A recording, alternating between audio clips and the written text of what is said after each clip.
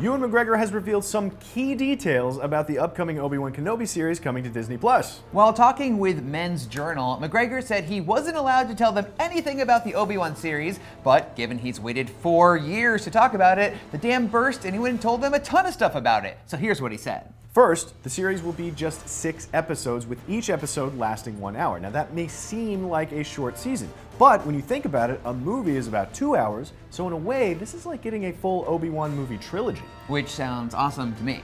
Next detail, the Obi-Wan series won't start filming until summer 2020, so it's probably safe to assume this show won't come out until at least 2021. Now, we already knew that the show would take place in the gap between Revenge of the Sith and A New Hope, but McGregor gave a little insight on when in that time frame the show will actually be set. McGregor said, quote, "His arc will be quite interesting, I think, dealing with the fact that all the Jedi were slaughtered with the end of episode 3. It's quite something to get over." While he doesn't explicitly state a time frame, if he's dealing with the fresh wound of losing the Jedi Order, then the series would presumably be taking place towards the start of his exile on Tatooine. Now, thanks to Marvel's Star Wars comics and the Rebels show, we've seen a bit of what Obi-Wan has been up to on Tatooine, but those stories generally show him after he's been there for a while, which means his early days living on the desert planet haven't been covered and are ripe for exploration in this new series.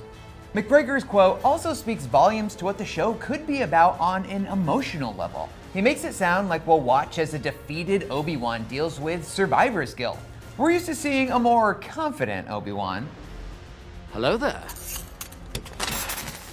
But this series will likely find him broken and plagued with PTSD. He survived Order 66 largely based on luck, I mean, that shot just missed him.